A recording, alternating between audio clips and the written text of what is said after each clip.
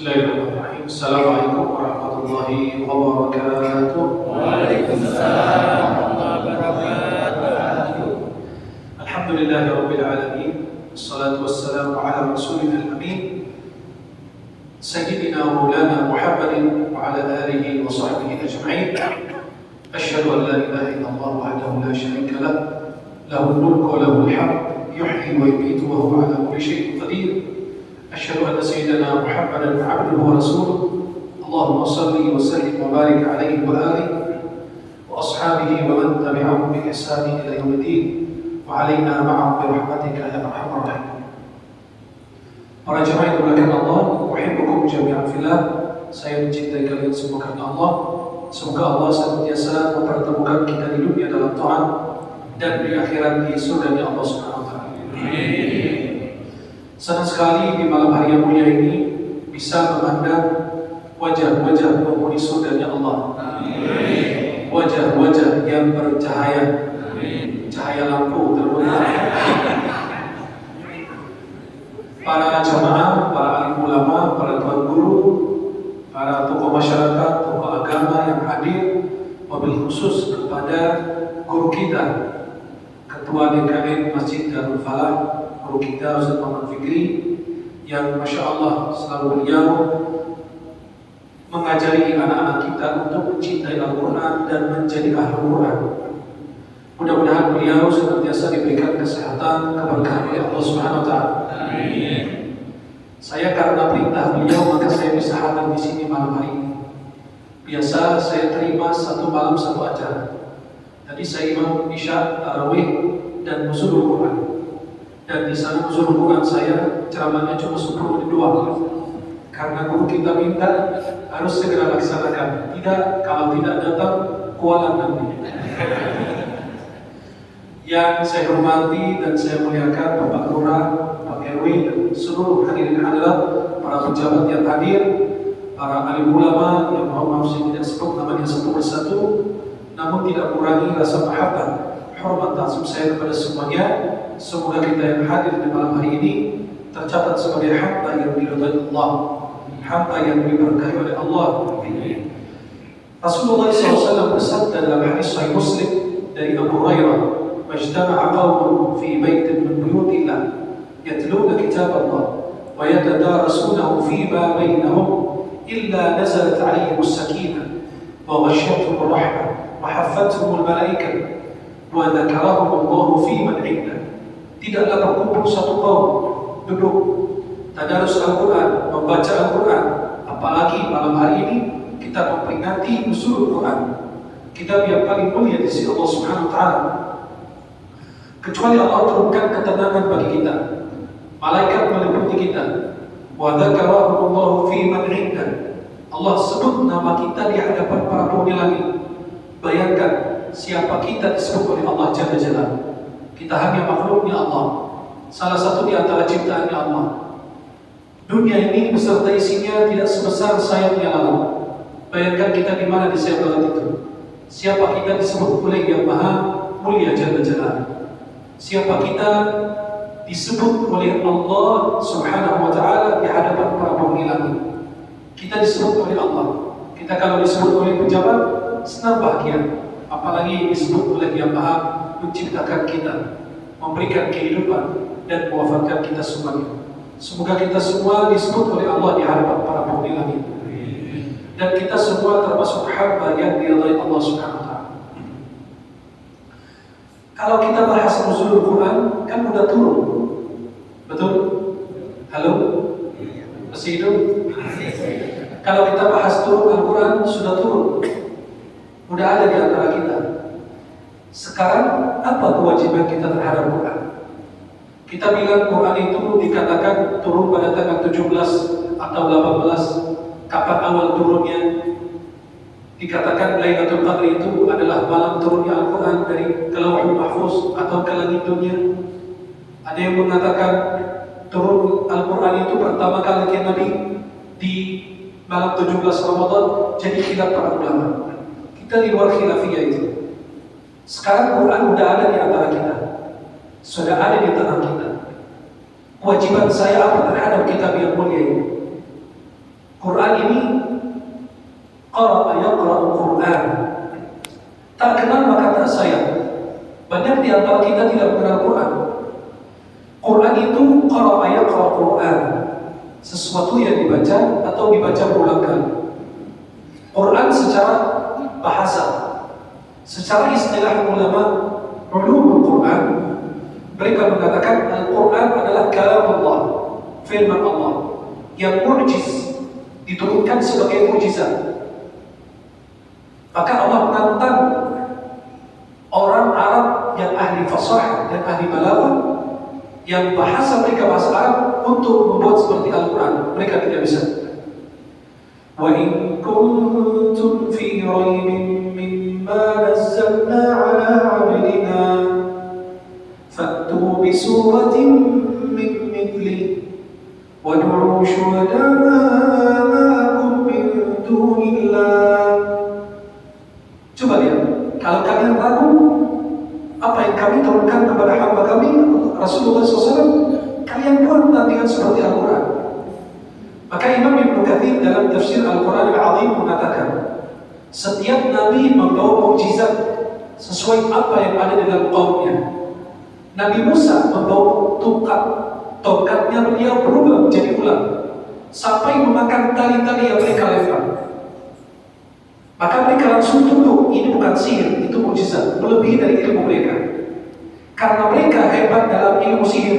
Di zaman Nabi Musa, Allah mengirimkan mukjizat kepada Nabi Musa sesuai apa yang ada dalam kaumnya.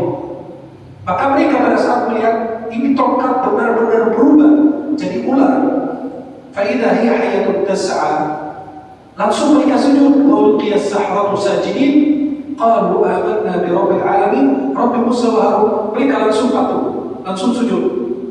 Seperti orang kalau sudah S1 atau hafal Quran, kalau dia menemukan orang yang hafal Quran lebih hebat lagi, dia langsung diam, tunduk. Kalau ada seorang dokter, tapi ada dokter spesialis lebih fokus lagi kepada keahlian hal tersebut, dia akan diam, tunduk. Maka kalau akan melihat orang yang lebih hebat dari dia diam langsung. Maka Allah utus Nabi Musa membawa mukjizat sebagaimana di dalam kaumnya. Nabi Isa kaumnya paling hebat dalam ilmu kedokteran dan tib, kesehatan. Jadi Allah Subhanahu wa taala memberi mukjizat. Yubri'ul akmaha wal abrasa wa yuhyil mauta bi'idznillah. Beliau bisa mengembalikan penglihatan orang yang sejak lahir buta. Bukan baru 2 kali 3 hari. Sejak lahir buta bisa dikembalikan penglihatannya. Dan bisa menyembuhkan orang yang punya sakit kusta. Kenapa Nabi Isa disebut Al-Masih? Kata ulama ada sekitar 8 atau 4 pendapat. Yang paling sahih, Al-Masih masaha, Musa. Karena Nabi Isa Musa, beliau memasukkan tangannya di minyak zaitun, minyak yang diberkahi oleh Allah dalam Al-Quran. Masukkan tangannya di minyak zaitun, kemudian Musa penyakit sembuh dengan izin Allah. Maka beliau mengatakan bi'idznillah, menghidupkan orang yang mati, dan semua dengan izin Allah. Maka pada saat mereka melihat Nabi Isa alaihissalam membawa mukjizat yang sama dengan mereka, apa yang ada di tengah-tengah mereka, mereka langsung patuh kepada beliau. Kemudian ketika Allah utus Nabi Muhammad untuk seluruh manusia, bukan orang-orang doang, tapi karena beliau lahir dan besar di tengah-tengah orang Arab yang ahli bahasa dan ahli fasahah, jadi Allah utus beliau membawa mukjizat terbesar. Coba mukjizat para nabi dan rasul, Nabi Musa, Nabi Isa, Nabi Ibrahim, Nabi Nuh, mukjizat mereka sudah tidak ada bekasnya. Kecuali Nabi Muhammad punya mukjizat yang abadi. Semua mukjizat para nabi sudah tidak ada, kecuali mukjizat baginda Rasulullah Muhammad sallallahu alaihi wasallam, mukjizat yang abadi. Maka Al-Quran firman Allah yang mu'jiz menjadi mukjizat abadi, diturunkan kepada Nabi Muhammad melalui Jibril. Maka siapapun dekat dengan Al-Quran jadi orang mulia. Al-Quran diturunkan melalui Jibril jadi 45 malaikat. Gurunya Rasulullah membawa turun wahyu. Tanazzalul malaikatu war-ruhu fiha bi'izni rabbihim min kulli amr. Ruh dalam Al-Quran bukan ruh yang di dalam tubuh. Ruh dalam Al-Quran itu banyak maknanya. Nah, sekarang muncul beri nama ruh, ya, orang sesat nama ruh dikasih. Padahal Nabi sendiri nggak bisa jawab. Wa yas'alunaka 'anil ruh, qul ruh min amri rabbi. Mereka bertanya kepada Muhammad tentang roh, katakan roh termasuk urusan Tuhan. Maka orang Quraisy bilang, tanya kepada Muhammad tentang roh. Kalau dia menjawab, berarti dia berdusta. Karena mereka punya ilmu bahwa roh itu urusan Allah. Halo? Masih hidup? Ibu-ibu masih hidup di belakang? Masya Allah, cepat sekali. Jangan kencang bu, takut saya nanti. Jadi roh dalam Al-Quran maknanya luas. Roh itu bisa Al-Quran. Wa kadzalika auhayna ilaika ruhan min amrina. Dan bisa Jibril, tanazzalul malaikatu war-ruh. Ya, dan banyak maknanya. Wa ayyadnahu bi ruhil qudus.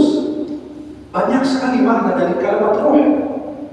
Maka para jemaah dimuliakan Allah, Jibril diangkat menjadi malaikat paling mulia karena membawa turun Al-Quran. Diturunkan kepada Nabi Muhammad, maka menjadi Nabi yang paling mulia. Allah ciptakan makhluknya. Allah memilih dari para makhluk, para Nabi dan Rasul.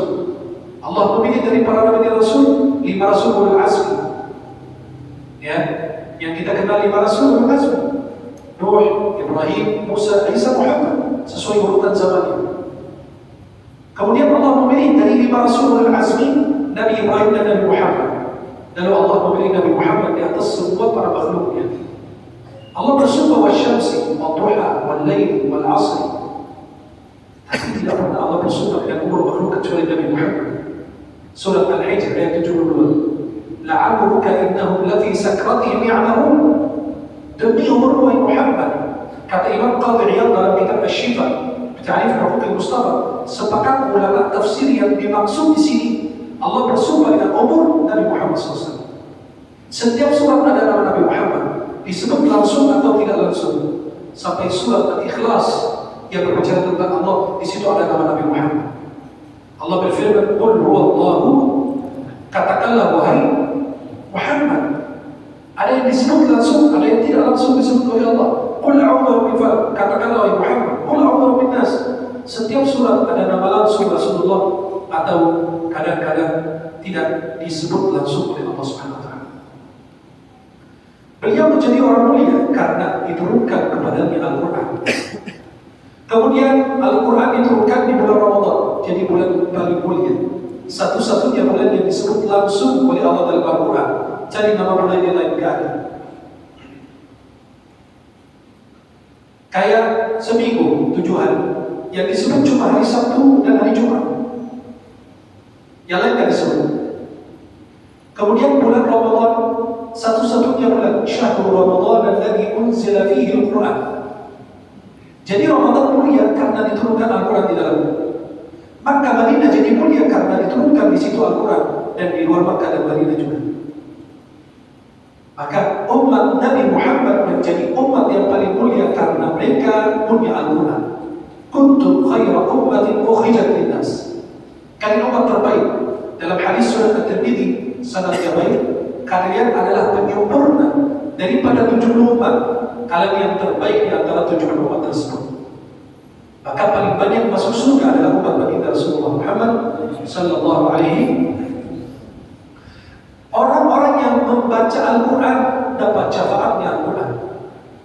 Bayangkan, siapapun dekat dengan Al-Quran dapat syafaat. Hadis riwayat Imam Muslim dari Abu Umamah Al-Bahili, Nabi bersabda, "Iqra'ul Qur'ana fa innahu ya'ti yawmal qiyamati syafi'an li ashabi." Baca Al-Quran karena akan datang di hari kiamat berbagi syafaat kepada mereka yang rajin baca Quran. Anda menjadi orang terbaik di sisi Allah. Dalam Sahih Bukhari dari Uthman bin Affan, "Khairukum man ta'allama al-Qur'ana wa 'allama." Sebaik-baik kalian yang belajar Al-Quran dan mengajarkan. Setiap huruf dapat kebaikan, dapat pahala. Proyek yang tidak pernah rugi. Setiap perusahaan setiap proyek ada untung, ada rugi. Hanya satu proyek yang ada untung terus adalah menghafal Al-Quran. Kalau sampai menghafal menjadi keluarga Allah dan pilihannya dalam Musnad Imam Ahmad, Ahlul Quran Ahlullahi wa khassatuh. Orang penghafal Quran adalah keluarga Allah dan pilihannya. Kalau Anda sampai tidak menghafal Al-Quran, tidak gagal karena setiap huruf dapat kebaikan. Hadis riwayat Tirmidzi dalam sunan beliau, dan beliau berkata hadithun hasanun sahih dari Abdullah bin Mas'ud, man qara'a harfan min kitabillahi falahu bihi hasan wal hasanatu bi 10 amthalihi. La aqulu alif lam mim harf, walakin aliful harf, lam harf, mim harf. Barang siapa membaca satu huruf dari kitab Allah, mendapatkan satu kebaikan dilimpahkan gandakan oleh Allah. Kalau Nabi mengatakan, saya tidak mengatakan alif lam mim satu huruf, akan tetapi alif satu huruf, lam satu huruf, mim satu huruf. Coba para jemaah yang dimuliakan Allah Subhanahu wa taala. Al-Quran ini kitab yang berbeda. Kitab-kitab terdahulu gak ada yang bisa hafal. Silakan buktikan secara ilmiah, sejarah. Injil, Taurat, Zabur, Suhuf Ibrahim, Musa, dan lain. Dari Injil ke atas gak ada yang bisa hafal, kecuali Al-Quran bisa dihafal. 114 surah, 30 juz. Dan Allah serahkan kepada ulama mereka. Maka mereka merubahnya. Fawailul lilladzina yaktubuna al-kitaba bi aydihim thumma yaquluna hadha min 'indillah liyashtaru bihi thamanan qalila. Fawailul lahum mimma katabat aydihim wa wailul lahum mimma yaksibun. Al-Quran satu-satunya kitab yang Allah jaga sini. Maka Anda tidak bisa merubah isi Al-Quran, tapi isi Al-Quran bisa merubah hidupmu. Kita tidak bisa merubah isi Al-Quran, tapi Al-Quran bisa merubah isi kita, kehidupan kita menjadi lebih bagus. Maka setiap penulis kitab mengatakan mohon maaf jika ada kesalahan dalam tulisan hukumi penulis atau penerbit. Hanya kitab yang mengatakan dzalikal kitabu la raiba fihi. Ini kitab tidak ada keraguan. Tidak ada keraguan. Maka para jamaah di belakang Allah harus kita mengenal Quran. Seperti apa ini? Quran ini apa? Maka setiap anak kita mau didik hafal Quran, jangan tahfiz dulu, jangan iqra dulu, kenalkan dia kepada kitab yang mulia ini dulu. Tanamkan kecintaan kepada anak tersebut terhadap Al-Quran. Bagaimana firman Allah yang mulia? Maka ada seorang ayah mengatakan kepada seorang syekh, ya syekh, waladi yahfadul Quran. Wahai syekh, anakku menjaga Al-Quran. Kata syekhnya, la, balil Quran yahfadul. Tidak, Al-Quran yang menjaga anakmu. Maka para jemaah yang dimuliakan Allah Subhanahu wa taala, Quran ini diturunkan untuk kita apa? Firman Ar-Rahman Subhanahu wa taala. Al-Quran tilawatuhu tashrah sadra al-insan. Dengan kita membaca Al-Quran, Allah lapangkan dada kita. Ketika kita baca Quran, Allah tambahkan iman kita. Wa idza tuliyat 'alaihim ayatuhu zadatuhum imanan. Apabila dibacakan firman Allah, akan bertambah iman mereka. Karena dalam akidah Ahlussunnah wal Jamaah, al-iman yazid wa yanqus. Iman bertambah dan berkurang. Bertambah karena taat, berkurang karena maksiat. Maka Allah berfirman di ayat yang lain, liyazdadu imanan ma'a imanihim. Agar iman mereka bertambah di samping iman mereka yang mereka sudah miliki. Kata Imam Ghazali rahimahullah, Imam Abu Hamid Al-Ghazali atau Al-Ghazali, lebih dicenderung kepada ulama Al-Ghazali karena ayahnya seorang Ghazal. Kemudian para jamaah beliau wafat 505 Hijriah. Imam Ghazali mengatakan dalam Ihya Ulumuddin, saya tidak mengenal kitab mendekatkan diri seorang hamba kepada Allah melainkan dari Al-Quran. Maka para jemaah yang dimuliakan Allah Subhanahu wa taala, Al-Quran hudan yahdil qulub. Al-Quran itu membawa petunjuk untuk hati orang beriman. Wa yunirul hayat, memberi cahaya, sinar dalam kehidupan kita. Apabila Anda merasakan kesulitan hidup, hendaklah membaca Al-Quran. Anda merasa susah tidur, baca Al-Quran. Firman Allah yang mulia Jalla Jalaluhu Subhanahu wa taala. Mukjizat Al-Quran ini luar biasa. Mukjizat yang abadi. Quran ini dalam bahasa Arab, tapi orang belum berbahasa Arab bisa hafal Quran. walaupun dia tak ngerti bahasa Arab. Kalau ditanya nama, tanya tempat tinggal, tak paham. Tapi kalau disuruh teruskan bacaan, anak-anak kita yang ada di depan itu dia disuruh terusin bacaan, lanjut dia. Tapi kalau ajak ngobrol bahasa Arab, nggak paham. Walaupun Quran itu dia hafal, itu bahasa Arab semua. Dan tidak yang muda, yang tua juga bisa hafal Quran. Maka jangan banyak alasan karena sudah tua. Yang nggak bisa hafal Quran itu orang kalau sudah meninggal dunia. Selama Anda masih bernyawa, masih hidup, nah bisa hafal Quran. Saya mau bertanya, apakah di sini ada yang lupa surat Al-Fatihah? Ada nggak? Ada yang lupa surat Al-Fatihah? Saya kasih hadiah. Ada yang lupa surat Al-Fatihah? Gak lupa. Kenapa? Karena dibaca berulang kali. Al-Quran mau begitu. Mau dibaca berulang kali. Menghafal Quran mudah, menjaganya susah. Menjaganya gimana? Mengulang hafalan, murajaah. Sudah itu Al-Quran. Buktinya Al-Fatihah dah hilang, Al-Ikhlas dah hilang, Al-Falaq dah hilang, An-Nas dah hilang. Kenapa? Karena dibaca berulang kali. Coba kalau surat-surat yang lain demikian. Kadang-kadang kita baca surat Yasin bertahun-tahun, tapi belum hafal-hafal juga kita. Berarti ada yang tidak beres di dalam hati kita ini. Ada yang tidak benar. Coba baca doang, ya. Datang tahlilan, yang lain baca Yasin karena nggak kebagian dia tidur. Pas pulang bawa tentengan.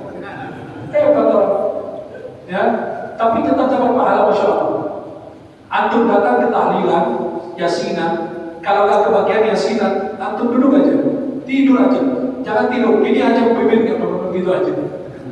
Begitu aja, tidak lagi baca. Pulang bawa tentengan, masya Allah, tabarakallah. Masa sama Allah nggak dikasih pahala? Kalau duduk di samping orang-orang penghafal Quran, orang-orang yang baca Al-Quran. Maka berjamaah dimakan Allah SWT. Dekati surat-surat Al-Quran. Jangan Yasin doang. Al-Quran itu surat 19 surat. Nikmat semua. Ya. Dekati Al-Fatihah, surat paling mulia dalam Al-Quran, menjadi obat. Dalam Sahih Muslim dari Abu Sa'id Al-Khudri, merugi orang dengan Al-Fatihah sembuh. Ya, kalau kita merugi orang dengan Al-Fatihah meninggal, beliau merugi sembuh. Subhanallah. Kemudian dekati surat Al-Baqarah. Surat Al-Baqarah ini dalam Sahih Muslim dari Abu Hurairah, Nabi bersabda, jangan jadikan rumah kalian seperti kuburan. Sesungguhnya syaitan lari dari rumah yang dibaca di dalamnya surat Al-Baqarah. Dekati ayat Al-Kursi.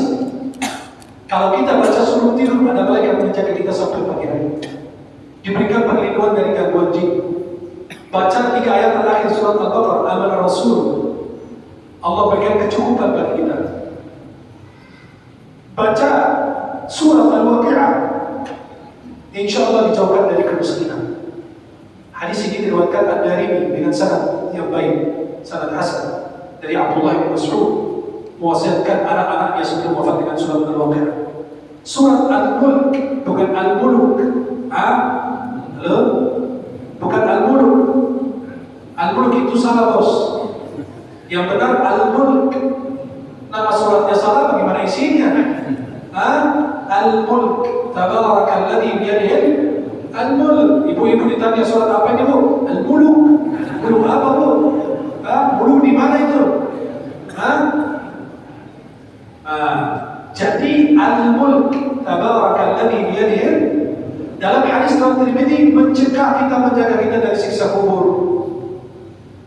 Baca surat-surat Al-Quran yang lain. Baca surat Al-Kafirun sebelum tidur, terbebas dari kemusyrikan. Rajin baca surat Al-Ikhlas, akan dicintai oleh Allah, akan terjaga tauhidnya, dan banyak sekali manfaat dan faedah.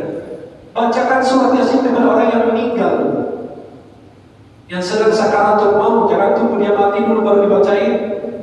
Bacakan surat Yasin pada saat sakaratul maut, itu memudahkan roh kita keluar. Orang yang sedang sakaratul maut tidak merasakan kesulitan. Dan ada hadis dari Rasulullah yang memang diperdebatkan oleh para ulama hadis, dari Ma'qil bin Yasar. Iqra'u Yasin ala mautahu. Bacakan Yasin kepada orang meninggal di antara kalian.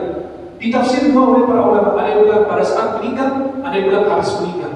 Maka boleh kita baca Yasin atau Al-Quran sehabis orang wafat berdasarkan dari hadis yang tadi disebut oleh para ulama. Para jemaah yang dimuliakan Allah Subhanahu wa taala, Quran ini diturunkan, kan kita udah tahu Quran diturunkan di bulan Ramadan, Lailatul Qadar. Terus kemudian apa yang aku dapat dari Al-Quran? Kewajiban apa aku terhadap Al-Quran? Pertama, membaca. Tugas umat Islam terhadap Al-Quran ada berapa? 5. Halo? Masih hidup? Serius banget? Astagfirullah. Tugas kita terhadap Al-Quran ada 5. Yang pertama, membaca. Ayat pertama turun, Iqra. Kata orang, Nabi mau baca apa? Nabi kan tidak bisa baca. Disuruh baca apa? Maka Allah lanjut, Bismi Rabbika. Kalau engkau baca pakai nama Rabbmu, selesai semua. Innama amruhu idza arada syai'an an yaqula lahu kun. Selesai, tidak usah pikirin yang itu. Buktinya ketika kita ketemu dengan si Dajjal di akhir hayat, nanti di tanda hari kiamat besar, kalau ketemu Dajjal, kita mampu membaca atau tidak buta huruf, bisa tahu di antara keningnya itu, di antara dua matanya kalimat kafir. Kata Nabi dibaca sama orang yang bisa baca atau yang tidak baca. Itu Allah mampu. Inna Allah ala kulli syai'in qadir. Subhanallah. Maka tugas kita membaca hadis-hadis yang tadi saya sebutkan. Iqra'ul Quran, baca Al-Quran, karena Al-Quran datang dari kiamat berbagi syafaat kepada mereka rajin baca Quran. Hadis yang tadi saya Aisyah dan Bukhari Muslim, barang siapa membaca Al-Quran dengan fasih lancar bersama para malaikat yang mulia, dan yang terpatah-patah membaca Al-Quran dapat 2 pahala. Hadis sebagai Imam Muslim dari Umar bin Khattab, sesungguhnya Allah mengangkat sebuah kaum dengan Al-Quran dan merendahkan kaum yang lain dengan Al-Quran. Hadis At-Tirmidzi, baca Al-Quran setiap huruf dapat kebaikan. Saya tidak mengatakan alif lam mim 1 huruf, akan tetapi alif 1 huruf, lam 1 huruf, mim 1 huruf. Itu yang pertama. Yang kedua, sesuatu yang kita baca perlu kita memahami. Jangan cuma kita baca Quran doang. Maka Sayyidina Ali bin Abi Thalib diriwayatkan dari beliau, la khaira fi ibadatin la fiqha fiha. Tidak ada kebaikan bagi ibadah yang tidak ada pemahaman di dalamnya. Tidak ada fikih. Ada sholat tapi nggak ngerti rukun yang mana, syarat yang mana, hal yang boleh mana, hal yang makruh mana, yang batal mana. Puasa ikut-ikutan, tidak punya fikih. La khaira fi ibadatin la fiqha fiha, wa la khaira fi qira'atin la tadabbur fiha. Tidak ada kebaikan bagi kita kalau baca Quran dan tidak ada tadabburnya. Diriwayatkan dari Abdullah bin Abbas radhiyallahu anhu arda. Beliau berkata, Sayyidina Abdullah bin Abbas mengatakan, lebih bagus aku baca Al-Baqarah dan Al-Imran dan aku mentadabburinya lebih bagus daripada baca Al-Quran hadrawamah. Hadrawamah itu baca cepat, tidak ada tadabbur. Kata Sayyidina Abdullah bin Abbas, aku baca Al-Baqarah, Al-Imran aja lebih cukup. Yang penting tadabbur, faham. Daripada baca Al-Quran tapi tidak ada tadabburnya. Imam Asy-Syafi'i radhiyallahu anhu berkata, itu selalu dibilang hadis, tapi ini bukan hadis. Ini bukan dari Nabi. Dari Imam Syafi'i. Dinyatakan oleh Imam An-Nawawi dalam kitab Al-Majmu' Syarh Al-Muhadzab. Man arada dunya fa'alaihi bil Qur'an. Ya, afwan, Imam Syafi'i mengatakan, man arada dunya fa'alaihi bil ilm. Wa man arada al-akhirah fa'alaihi bil ilm. Wa man arada wa ma'an fa'alaihi bil ilm. Barang siapa menginginkan dunia berilmu, akhirat berilmu, dua-duanya berilmu. Dan ada pepatah, barang siapa menginginkan dunia berquran dengan Al-Quran, akhirat dengan Al-Quran, dua-duanya dengan Al-Quran. Maka Al-Quran itu diturunkan untuk ditadabburi, liyadabbaru ayat, agar mentadabburi ayat. Ya. Kemudian Allah berfirman, afala yatadabbaruna al-Qur'ana am 'ala qulubin aqfaluha? Mengapa mereka tidak tadabbur Al-Quran? Apakah hati mereka sudah dikunci oleh Allah? Surat Muhammad. Dan banyak sekali ayat-ayat tentang mentadabburi dan memahami Al-Quran. Kemudian yang ketiga, kalau sering baca dan paham, otomatis gampang menghafal. Maka orang yang hafal Quran keluarga Allah dan pilihan Musnad Imam Ahmad. Coba mereka hafal Quran, harus berbeda dengan orang lain. Orang lain tidur malam hari, dia nggak tidur, dia bangun bercinta dengan Allah dengan Al-Quran. Orang lalai di siang hari, dia kan. Orang tertawa, dia tidak. Kenapa? Karena dia selalu dengan Al-Quran, selalu dengan Allah. Maka kalau kita membina, kita membantu para penghafal Quran, bayangkan kita bantu setiap bulan, setiap minggu, bantuan kepada mereka. Setiap huruf yang dia baca kita dapat pahala. Kita lagi tiduran di rumah, dia tengah malam baca Quran, kita kebagian pahala ngalir kepada kita. Subhanallah. Coba bayangkan, kita meninggal dunia, ini baca anak-anak ini dibaca bertahun-tahun. Bukan hanya dia ngajarin muridnya, terus muridnya. Bayangkan kita dapat berapa pahala. Luar biasa. Kayak orang yang kantor masjid, karpet ini berapa orang yang sholat di sini? Berapa orang merasakan kenyamanan karena AC dan kipas angin? Itu yang pasang ini, yang nyumbang ini pasti dapat pahala. Maka kita menghafal Al-Quran. Menghafal Quran itu tidak wajib, tapi ulama wajib hafal Quran. Maka tidak ada seorang ulama tidak hafal Quran. Odong-odong itu. Sekarang dai itu hafal Quran. Maka saya bilang apa? Fenomena zaman sekarang, pendakwah tidak bisa membaca Quran. Sayang sekali. Mungkin jamaah tidak tahu karena tak faham tajwid. Kalau kita dan guru kita juga tahu, bisa kita lihat dulu.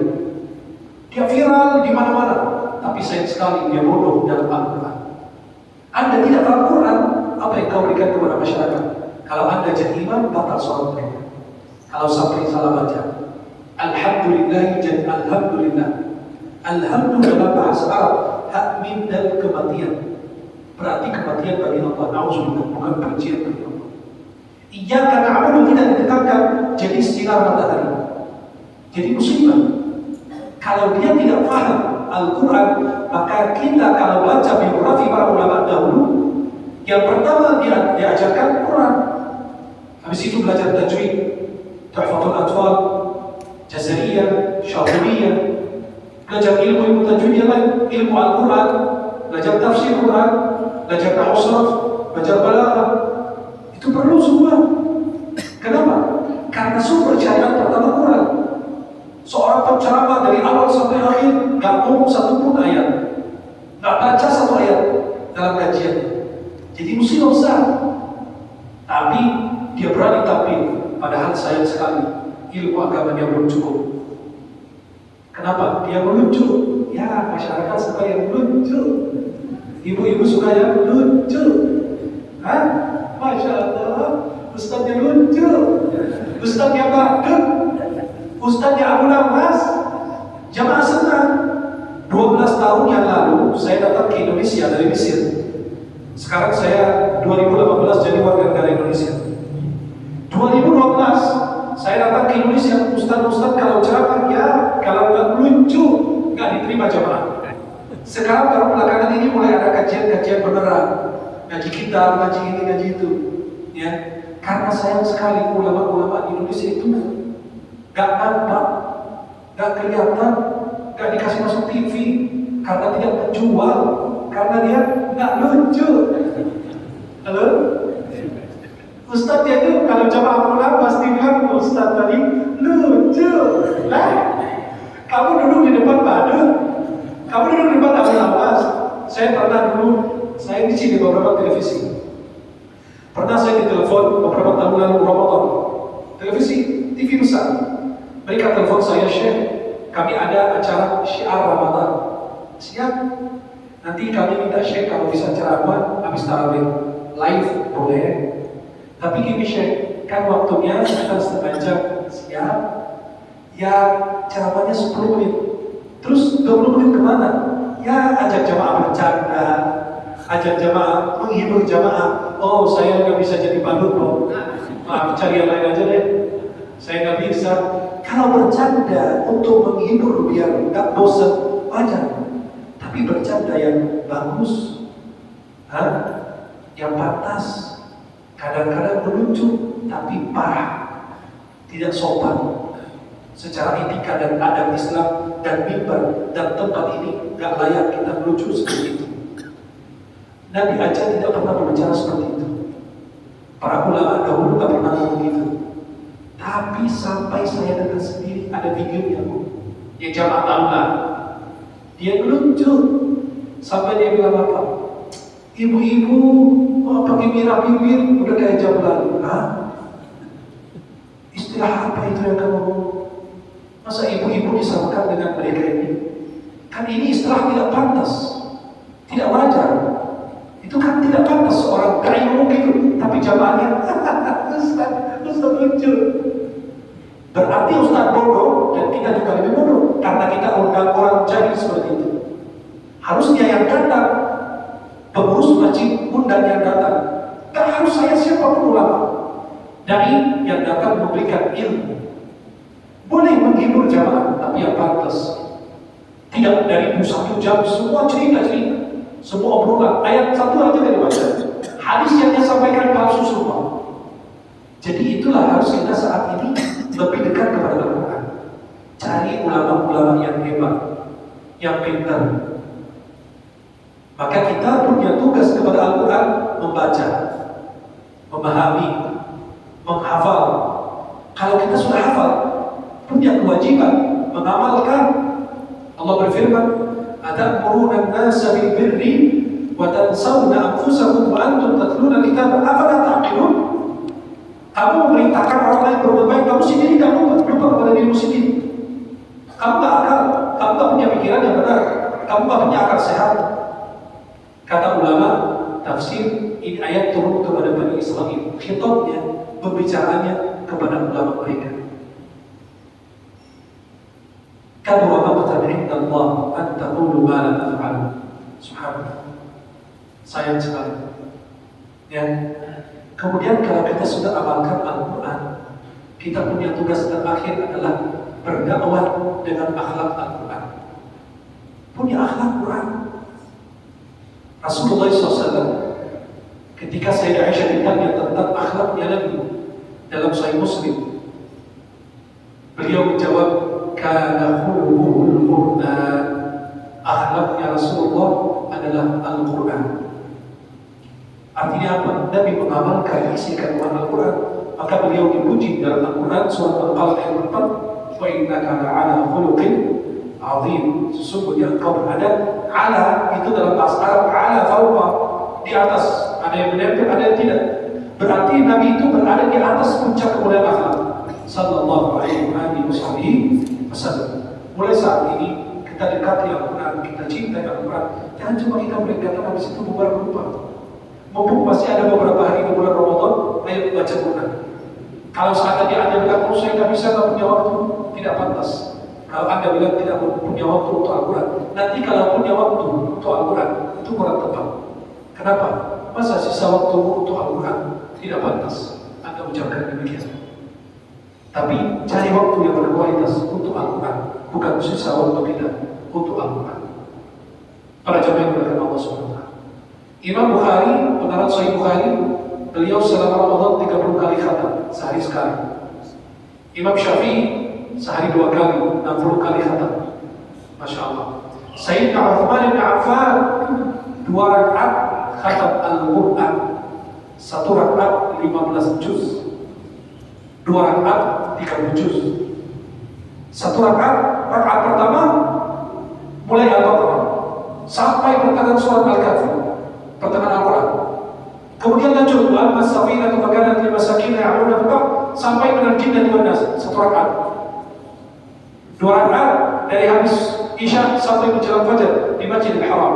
Sayyidina Uthman bin Affan radhiyallahu ta'ala anhu. Kita ajak kalau imam khilaf lupa baca surat Al-Quran 1 rakaat pada bubar. Bisa pindah agama. Saya pernah jadi imam tarawih. Kan ada mereka sholat tarawih 11 rakaat. Ada kuliah tersaatur sebelum tarawih. Saya tanya jamaah, ingin masuk surga enggak? Ingin, yakin. Ya udah nanti malam kita baca surat Al-Baqarah. Lah katanya mau masuk surga. Giliran diajak enggak mau. Pas saya jadi imam, rakaat pertama saya baca Al-Baqarah beneran. Saya kerjain mereka. Terserah. Ya saya sultan dong, masa bebas. Kan sultan bebas. Orang saya imam. Tidak ada yang berani menentang. Kalau menentang imam, kualat nanti. Hapus. Saya jadi imam, Allahu Akbar. Alif Lam Mim Dzalikal Kitab la raiba fihi hudal lil muttaqin. Sampai ayat 15. Mulai batok. Menentang. Terus saya cuekin, orang saya sultan, bebas. Sultan apa bebas? Saya lanjut sampai ayat 50. Gitu kan? Tiba-tiba ayat sampai ayat qala rabbuka lil malaikati ij'alhu fil ardi khalifah. Itu Akhirnya masjid itu batuk berjamaah semua. Sampai bubar. Akhirnya esok hari pengurus masjidnya ditelepon, Pak, siapa imam malam ini? Fulan. Kalau Syekh Ahmad saya nggak mau datang. Syekh Ahmad itu apa? Musuh kalian? Saya syaitan. Orang saya ngajak kalian masuk surga, masa kalian musuhin saya? Saya pernah awal datang dari Mesir. Guru kita juga tahu kalau di Mesir itu biasa sholatnya panjang-panjang, lama-lama. Apalagi malam 27 Lailatul Qadar gitu ya. Harapkan Lailatul Qadar. Sama Syekh Jibril di Masjid Abu Nas itu sampai jam 11 tarawih baru pulang. Kadang-kadang kita malas pulang, kita lanjut istirahat 2 jam, lanjut lagi tahajud sampai subuh. Akhirnya yang namanya dari Arab, kita suka baca yang panjang-panjang karena orangnya juga panjang-panjang. Jadi bacaannya kita nggak tahu. Akhirnya ada dikasih tugas awal datang tarawih di Indonesia, kan belum tahu gimana cara tarawih di Indonesia. Ternyata orang Indonesia kecil-kecil bacanya yang pendek-pendek. Alhamdulillah kulhu, wa asri kulhu. Kalau saya di sana baca alhamdulillah kulhu itu bisa dibubarin saya nanti. Dilarang masuk masjid. Saya akhirnya disuruh jadi imam witir. Itu pertengahan Ramadan. Kan di akhir pertengahan itu ada kunut. Yang namanya kita di Arab itu senang kalau kunut. Ya udah, saya kunut khilaf saya. Lupa 15 menit kunut. Jadi 20 menit kunut. Tiba-tiba udah masuk 25 menit, setengah jam, mulai amin, teriak gitu. Ya Allah, begitu teriak. Saya mikir, wah, udah khusyuk deh. Udah pada nangis. Udah pada ini, udah mulai khusyuk untuk malam hari itu. Aku tambahin lagi. Dia makin nangis, aku tambahin doa lagi. Dia nangis lagi, aku tambahin doa lagi. Astagfirullah. Selesai, aku kasih kultum sebentar. Aku bilang malam ini terasa khusyuk. Langsung yang nangis itu angkat tangan sampai jorok begini. Sadis, masa doanya setengah jam. Untung gak jadi imam tarawih. Astagfirullah. Luar biasa. Mudah-mudahan insyaAllah kita lebih dengan Al-Quran, mencintai Al-Quran, dan bisa menanamkan kecintaan Al-Quran kepada anak-anak kita. Mudah-mudahan kita punya anak-anak kita menghafal Al-Quran Karim. Amin ya Rabbal Alamin. InsyaAllah setiap hari hafal 1 ayat saja. Kalau di bulan Ramadan kita hafal 1 ayat setiap hari, 30 hari hafal surat Tabarakalladzi biyadihil mulk dan surat-surat yang lain. Jangan sampai kita hafal, kita tidak membawa Al-Quran. Semoga Allah tanamkan Al-Quran di dalam hati kita dan Al-Quran jadi syafaat, memberi syafaat kepada kita di dunia dan di akhirat. Amin ya Rabbal Alamin. Bismillahirrahmanirrahim. Allahumma arhamna bil Quran waj'alhu lana imaman wa nuran wa hudan wa rahmah. Allahumma dhakkirna minhu ma nusina وعلمنا منه ما جهلنا وارزقنا تلاوته آناء الليل وأطراف النهار على الوجه الذي يرضيك عنا يا أرحم الراحمين. ربنا تقبل صيامنا وقيامنا وركوعنا وسجودنا واختم بالباقيات الصالحات أعمالنا يا أرحم الراحمين. اغفر لنا وللحاضرين. اجعل جمعنا هذا جمعا مرحوما وتفرقنا من بعده معصوما ولا تجعل فينا ولا منا شقيا ولا محروما. ربنا تقبل منا إنك أنت السميع العليم وتب علينا أنت الرحيم. ربنا آتنا في الدنيا حسنة وفي الآخرة حسنة وقنا عذاب النار. وصلى الله على سيدنا محمد وآله وسلم والحمد لله رب العالمين. Mudah-mudahan yang saya sampaikan bermanfaat. Mohon maaf atas segala kekurangan dan khilafan. Subhanakallahumma wa bihamdika asyhadu an la ilaha illa anta astaghfiruka wa atubu ilaik. Kalau kita tidak jumpa di dunia, insyaallah kita jumpa di surga dan Allah. Kalian mau masuk surga duluan, silakan duluan. Nanti saya usul. Assalamualaikum warahmatullahi wabarakatuh.